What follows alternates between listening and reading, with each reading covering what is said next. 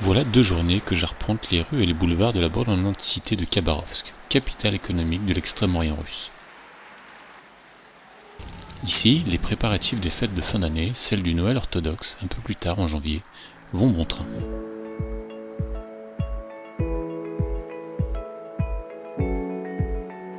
Il faut dire qu'après un voyage vers l'est de près de 9000 km, me voici évoluant au bout du monde, ou plutôt à un autre bout du monde, aux confins d'une région fascinante par son froid glacial, son immensité et la richesse de sa nature impitoyable, la Sibérie. Demain, après de longs mois de préparation, je prendrai enfin pied sur le fleuve Amour pris par les glaces, pour m'élancer dans une aventure un peu folle. Enfin, ça c'est les autres qui le disent. Parcourir le fleuve Amour pris par les glaces, jusqu'à son embouchure, 1000 km plus au nord, à vélo. Évoluant en autonomie, au fil du fleuve figé, une descente hivernale inédite en fat bike au cœur de la taïga. Une véritable immersion dans la dureté de l'hiver de l'extrême-orient russe, à la rencontre des populations locales, à la rencontre de moi-même. Mais pour l'instant, c'est une rencontre avec la télévision locale qui retient mon attention. Собирается проехать путешественник француз Армель Враг. К этому он готовился год, даже приобрел специальный велосипед, а также снаряжение, которое поможет ему преодолеть этот путь в одиночку. Наши корреспонденты встретились с путешественником перед стартом. То, что русскому хорошо, французу еще лучше, решил доказать Армель Враг. Теперь он... Me voici sur le devant de la scène, moi qui pensais me perdre dans l'immensité russe. Il faut dire que les locaux sont curieux d'en savoir plus sur mon aventure. Parcourir le fleuve Amour, en hiver, à vélo. Quelle idée!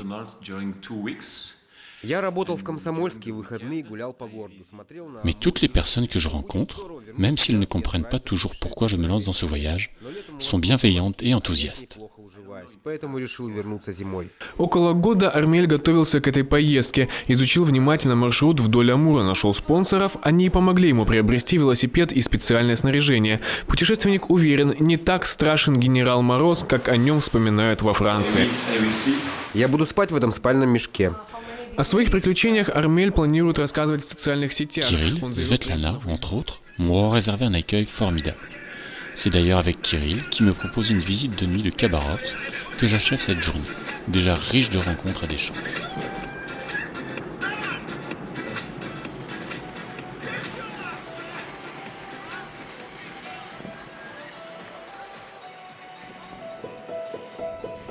Matin du samedi 30 décembre. Il est 8 heures à peine passées. Le fleuve Amour est là, devant moi, glacé, immaculé et fracturé. Le moment est donc venu d'éprouver sur le terrain mon équipement, mais aussi là. Avantage de taille, pour ces premiers coups de pédale sur le fleuve, je ne pars pas seul. À la suite d'une conférence de presse réalisée quelques jours plus tôt, un club local de vététistes a proposé de m'accompagner et surtout de me guider pendant les premiers kilomètres. C'est donc bien encadré que je prends le départ.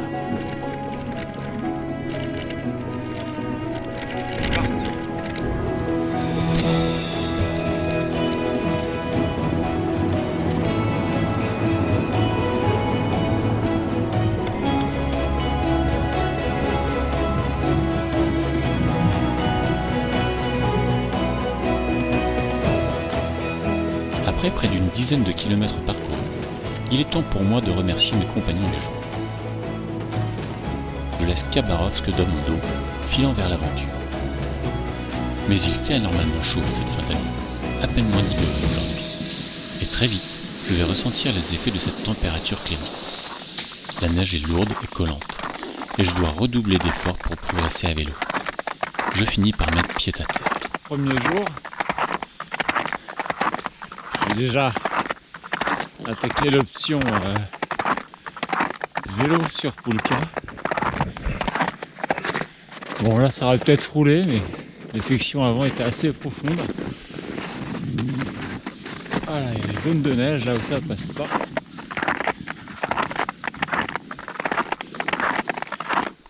On verra demain. Mais le lendemain n'est pas beaucoup mieux. Sous un ciel encore maussade, je cherche en vain la bonne trace, la bonne configuration.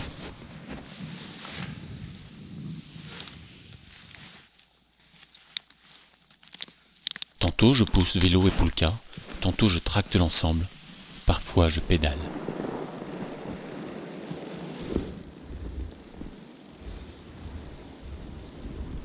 Je progresse lentement, loin des bases de mon plan de marche, établi, il est vrai, sur des hypothèses peut-être optimistes. Il faut dire que les données de progression en vélo et Poulka sont rares, voire inexistantes. Sur et autour du fleuve, tout semble endormi. Seuls les craquements sourds du fleuve, prisonniers de l'hiver, brisent un silence profond. Ici et là, des trous dans la glace pour la pêche, désertés, une cabane de chasseurs abandonnée. Son propriétaire est visiblement parti vers d'autres cieux. Les rares signes de vie perceptibles sont les aboiements des chiens invisibles qui préviennent de mon passage à proximité d'un village. À la fin de cette journée, j'aurai parcouru 25 km, 46 depuis Khabarovsk. Je m'adapte peu à peu à mon terrain de jeu, aux à-coups de la Poulka, à la température, au silence. Ce soir, je changerai d'aller en solitaire, dans ma tente sur un fleuve gelé. Je n'échangerai ma situation pour rien au monde. Je repense à ces quelques mots de Sylvain Tesson. Rien ne vaut la solitude. Pour être parfaitement heureux, il me manque quelqu'un à qui l'expliquer.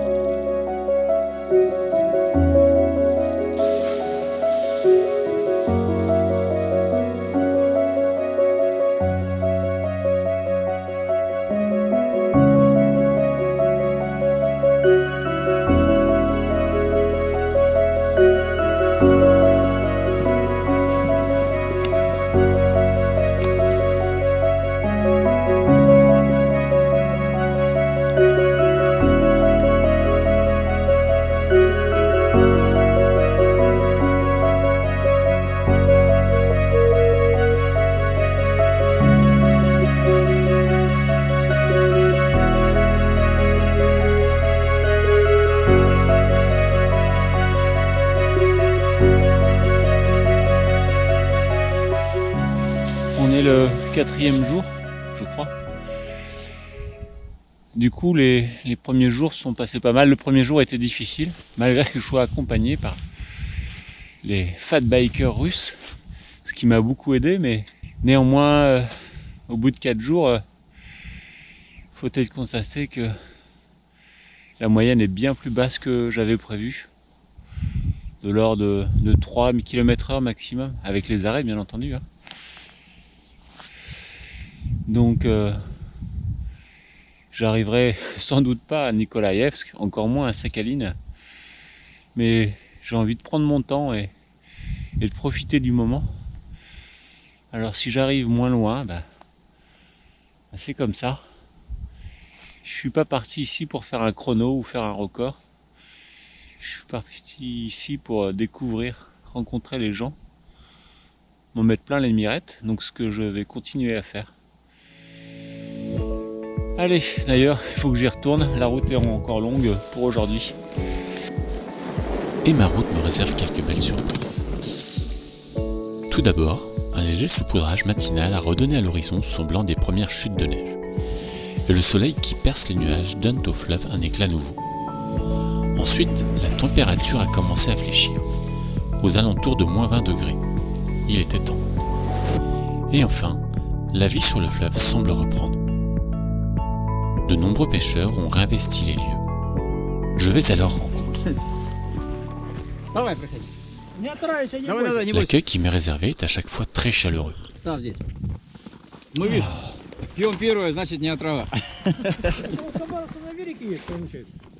Нет, с Москвы.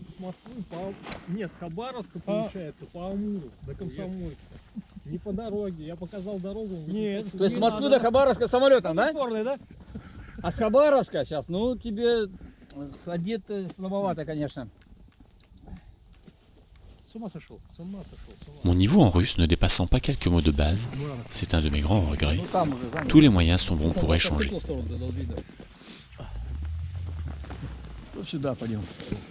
En anglais parfois, par des expressions de visage et des postures souvent, via des photos sur le А ты téléphone. кто? Кем работаешь? Арбайтен, работа. Милитер? Non, Да нет, а нет, кто? нет. Il y a l'autre. J'écoute mes hôtes, tente d'interpréter, puis les rôles s'inversent quand je leur explique pourquoi je suis ici. Люфтваффе? Велосипедист. Нет, да он его видно, что где-то. Да, ну, это турист молодой. Touriste, Да, я уж. je l'entendrai à plusieurs reprises. Один. Sur le moment, mon ego en prend un coup, Мороженое, слушай. mais c'est bien ce que je suis. Je finis par écaisser, moi qui me croyais un aventurier. Mais j'oublie bien vite ce détail. Il m'offre à manger, du thé. J'aurai également l'occasion de trinquer à ces belles rencontres. Спасибо. Диски меняли на БМП в чистом поле. Так не трогай. Не трогай.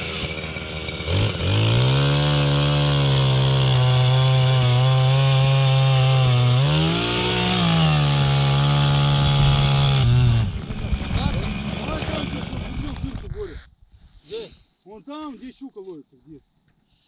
Обмыли, да? Ты как это я увидел, блядь? Подклевка. О, смотри. Подожди, а где колокольчик? Вон он валяется рядом. Сюда утащи. Куда где вовремя его насадил?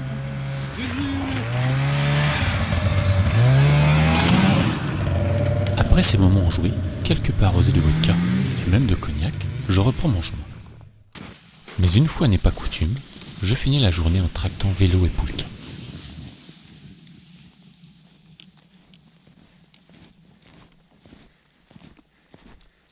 Ce soir, je suis serein, rassuré. J'avais fini par craindre de ne rencontrer personne. Cette journée a redonné tout son sens à ce voyage. Je peux m'endormir tranquille et rêver à demain.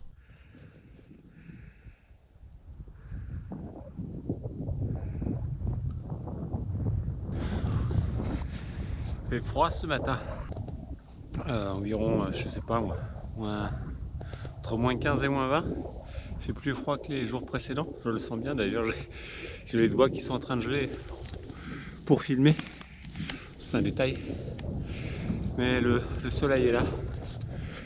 Et puis pour l'instant je tracte le vélo. La neige était un peu molle hier, j'ai pas voulu retenter, on verra tout à l'heure pour rouler. Et puis je vais ranger là avant d'avoir les doigts congelés définitivement. Au fil des journées, je prends mon rythme. Mettre pied à terre pour pousser ou tracter vélo et poulka ne me paraît plus comme une sorte d'échec. Cela fait partie du jeu. Je finis également par oublier la notion du temps, mon seul repère temporel devenant la position du soleil, la couleur de son reflet sur la neige. À l'approche de Yelabuga, la circulation s'intensifie, enfin, façon de parler. Je décide de rentrer dans le village voir ce qui s'y passe. Mais à vrai dire, il n'y s'y passe pas grand-chose. Pas à l'extérieur en tout cas. Ma seule rencontre, très amicale, sera canine. Un peu plus loin, à l'abri d'un léger vent faisant davantage fléchir la température ressentie, je marque l'une des nombreuses pauses alimentation. Du thé généreusement sucré et du lard offert par des pêcheurs les jours précédents. Ces petites pauses pour s'alimenter sont aussi nécessaires qu'agréables. Afin de limiter les manipulations inutiles, tout est à portée de main. Thermos, nourriture d'appoint, salée, sucrée. Il faudra attendre la fin de la journée pour faire un vrai repas. Enfin, pour être plus précis, un repas plus consistant, si possible chaud. Mais ce n'est pas toujours le cas. Ce soir, c'est un espèce de corned beef qui m'a été donné. Alors forcément, ça c'est censé être de la gelée, je pense, hein, mais là c'est de la glace. Et puis c'est un peu glacé, mais avec le pain, ça passe pas mal. Mais pour aujourd'hui, je n'ai pas à me préoccuper de ça. Alors qu'approche l'heure d'installer mon bivouac, je croise la route d'un groupe de pêcheurs. La discussion s'engage. Ma monture ne laisse pas indifférent.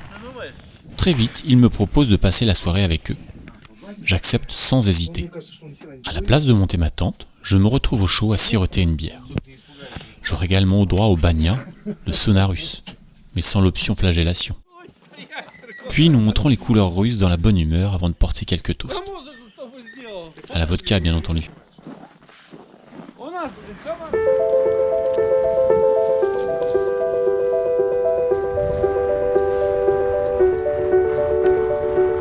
En reprenant le fil de mon aventure ce matin, je prends conscience de ma chance de pouvoir connaître ces moments uniques d'échange et de partage. L'accueil qui m'est réservé par les résidents du fleuve Amour est à chaque fois empreint de simplicité, de bonnes intentions et de générosité.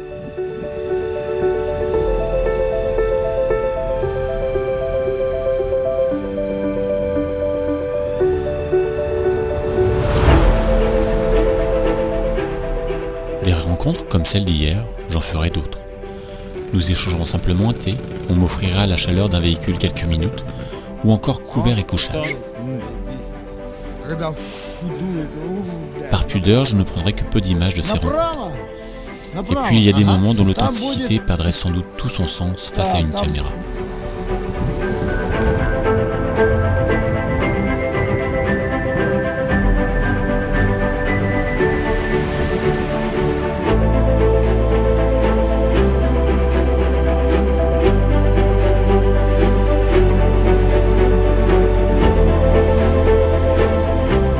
L'une des rencontres les plus touchantes sera celle de Sacha, un pêcheur de 73 ans, venu à ma rencontre alors que je marquais une pause.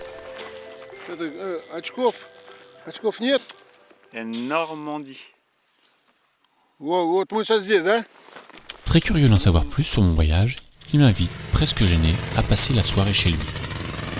À ce moment-là, ça fait à peine 2 heures que je progresse, mais je ne peux refuser cette généreuse invitation. Il accroche ma poulka à sa motoneige et me guide jusqu'à son isba.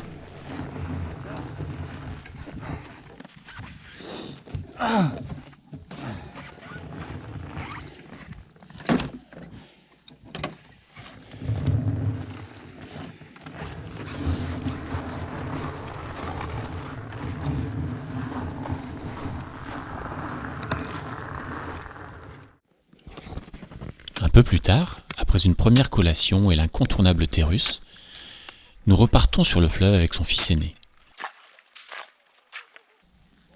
J'ai le privilège de participer, l'espace d'un après-midi, au quotidien de Sacha.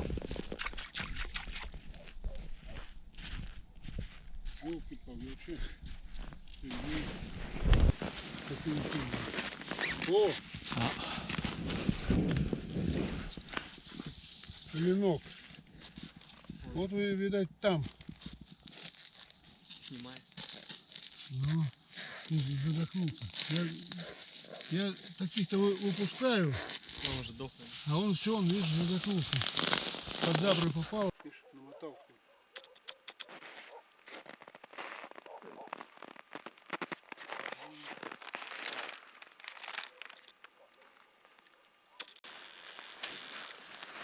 Aujourd'hui, la prise s'avérera modeste.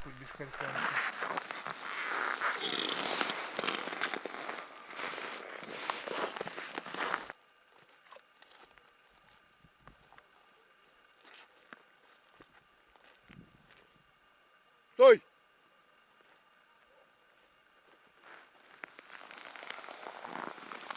Je serai convié à participer à la remise à l'eau du filet. Mes gestes sont parfois imprécis, mais qu'importe.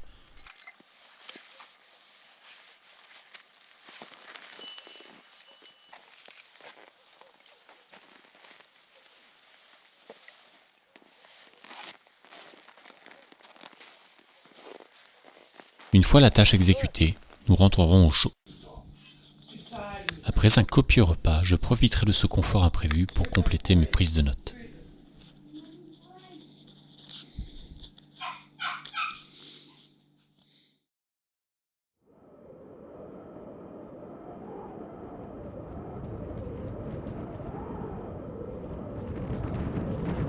Le lendemain, quand je repars de chez Sacha, le temps a changé. Le soleil peine à percer les nuages et le vent souffle de face. Au fil des kilomètres, les conditions se dégradent encore. Je dois renoncer assez vite à progresser sur le vélo. La tempête est là.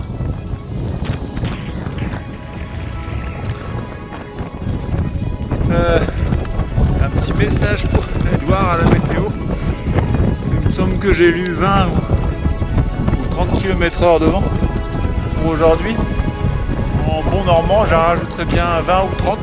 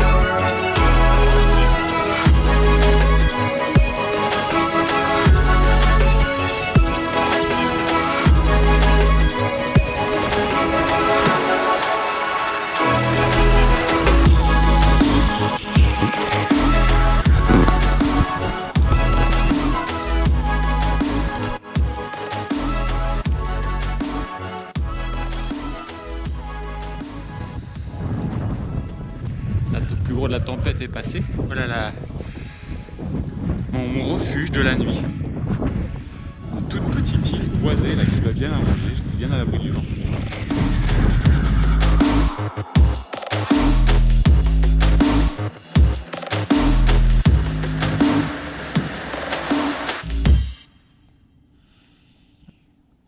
Tout est calme. La tempête est terminée. Le soleil revient peu à peu.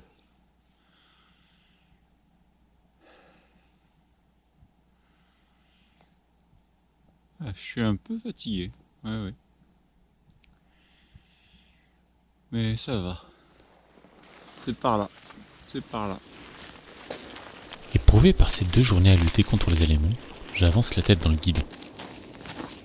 Il faut dire que je me suis fait une belle frayeur hier. Je suis passé à travers la glace, enfin une seule jambe. Malgré les températures glaciales, l'épaisseur de la glace à la surface du fleuve est très variable.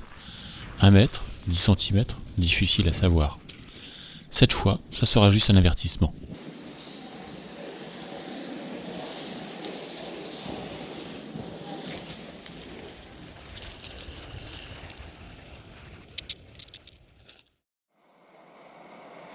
Un bivouac de plus.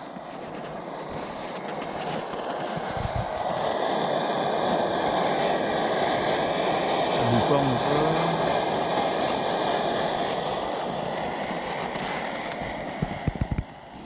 Depuis la tempête, le fleuve est quasi désert. Le vent a balayé de la surface du fleuve toute trace humaine. Je suis l'espace d'un moment seul au monde.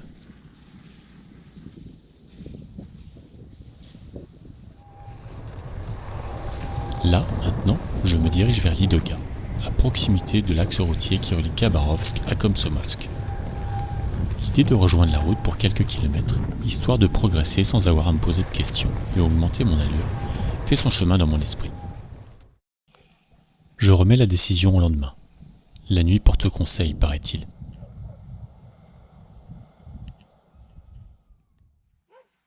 Au petit matin, la décision est prise. Je traverse la ville encore endormie pour rejoindre l'unique route reliant Komsomolsk. Le changement d'ambiance est radical.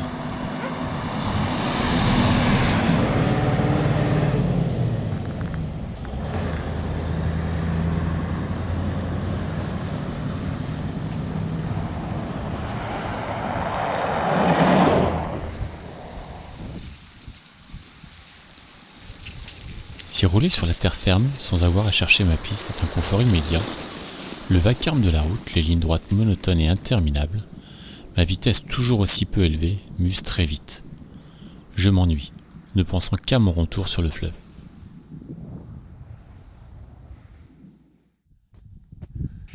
Il neige, il neigeote, la toute petite neige très fine, mais c'est bien bouché et ça remplit bien l'horizon et bien la route.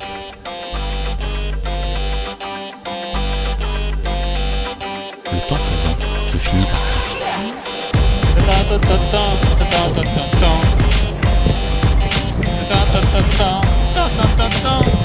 On donne l'envie d'avoir envie.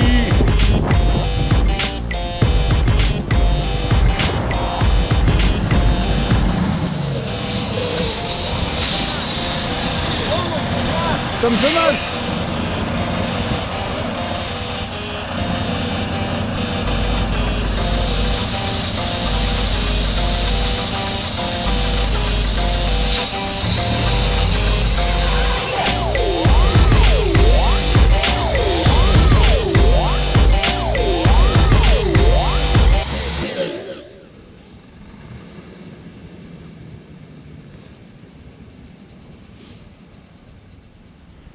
Au moins, ces 3 jours passés sur la route me laisseront l'opportunité de poser au chaud pour me ravitailler.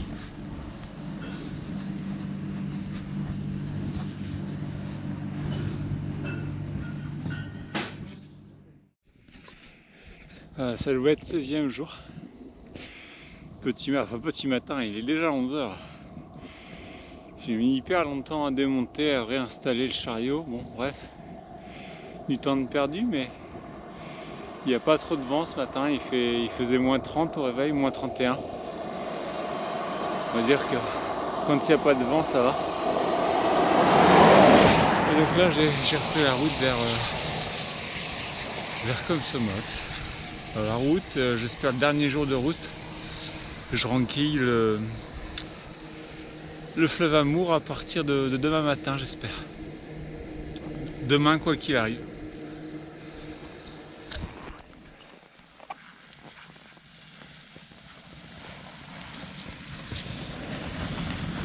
Le lendemain, quand je reprends pied sur le fleuve, à Vozensenskoye, c'est sur une route tracée au bulldozer que je progresse. Mais même au milieu de l'Amour, le code de la route s'applique. Ici et là, encore quelques pêcheurs. Mais aujourd'hui, je ne m'arrêterai pas. Je n'ai qu'une seule chose en tête, Komsomolsk.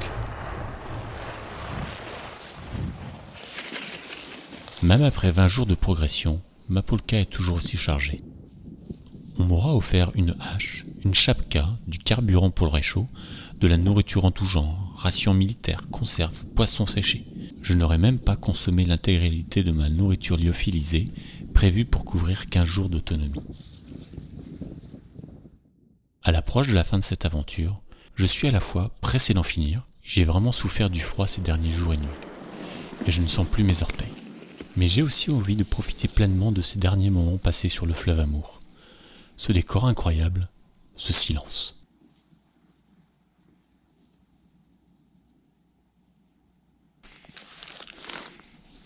Alors il est un petit peu tard. Il est un petit peu tard ce soir, enfin, il doit être jusque 17h30, peut-être 18h, je sais pas. Mais les petites lumières là-bas, je sais pas trop si on les voit sur la caméra. C'est Komsomolsk. Donc pour une fois, je vais faire une nocturne et je vais pousser jusqu'au bout. Arriver à la fin du voyage.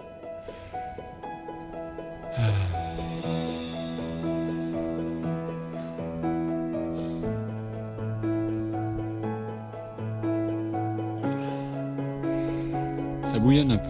Allez, encore quelques coups de pédale. Et puis ça sera bon. J'arriverai finalement à Komsomolsk dans la nuit, au bout de la plus longue journée d'effort de l'aventure. Au final, j'aurai parcouru près de 500 km. Je suis partagé entre la joie d'être arrivé jusqu'à Komsomolsk et la frustration de ne pas avoir été plus loin, jusqu'à l'océan. Mais ces 20 jours passés au cœur de la Sibérie, à communier avec les éléments, empreints de moments inoubliables, de rencontres et d'échanges extraordinaires, ne laissent aucun sentiment de déception. Quelle chance ai-je eue de pouvoir vivre cette expérience.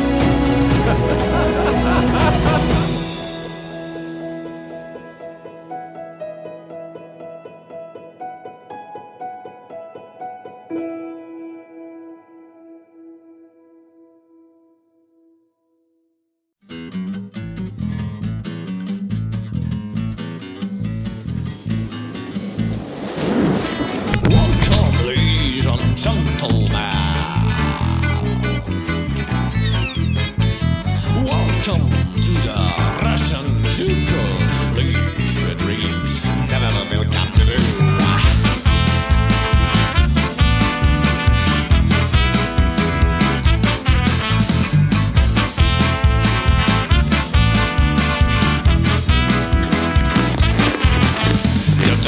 St. Petersburg, she was a trapezist. Vladimir from Chernobyl, he was a penguin boy. A penguin boy, boy, boy, a penguin boy, boy, boy. A bloody penguin boy. Flying in the lights and they dying for début, je me suis dit, oh, c'est très dangereux, il va peut-être mourir à cause de la glace. Everything is burning, and the sun never looks